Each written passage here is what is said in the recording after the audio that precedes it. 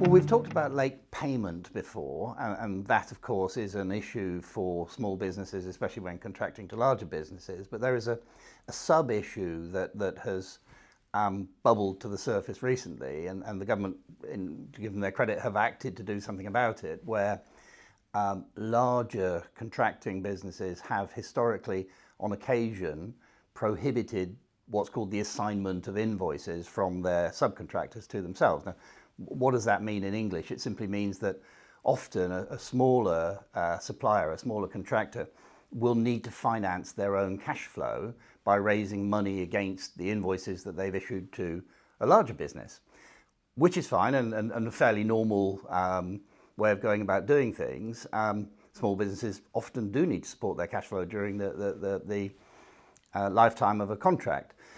But in many cases, and often associated with the construction industry, the larger businesses have imposed contractual terms prohibiting this assignment, effectively raising some debt against the invoices that the smaller business have issued, meaning that their ability to support their own cash flow has been neutralized. They can't do anything but wait for payment from the larger business. Well, of course, if you then factor in late payment into that whole process, it means you can't raise money to support your own cash flow and the larger business is paying you late. That's a huge problem. That simply means that your ability to negotiate with your large supplier is zero, and in fact you are entirely at their mercy. That's not really a healthy place to be.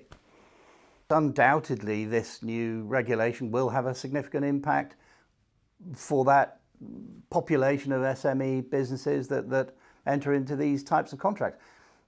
How that plays out is yet to be seen, but what we can say without question is this is a positive thing, and once again a sign that government are prepared to act when they see an issue of this sort. If an SME feels for whatever reason that the other company isn't playing by the rules, the government have set out quite clearly that this is no longer an acceptable practice, they can of course take their issues to the Small Business Commissioner, Paul Uppel. There are two distinct possible sets of circumstances here. Paul Uppel's brief is largely to do with late payments and the resolution of late payment issues, but undoubtedly he would be empowered to remind the offending business that what they're putting in their contract is no longer acceptable, and I'm sure that would be enough to resolve the situation.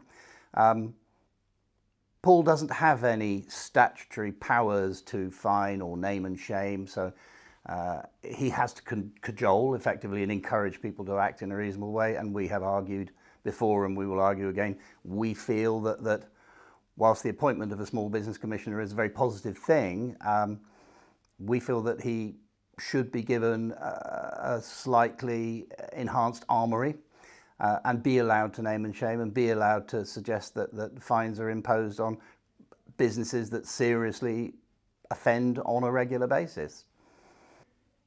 See, where Paul is at the moment is that essentially he's been given a big bag of carrots and no stick. Now, that's fine, and he definitely, as a human being, is a natural negotiator and diplomat. But as I think it was Teddy Roosevelt once said, speak softly but carry a big stick, and we would like him to own that stick.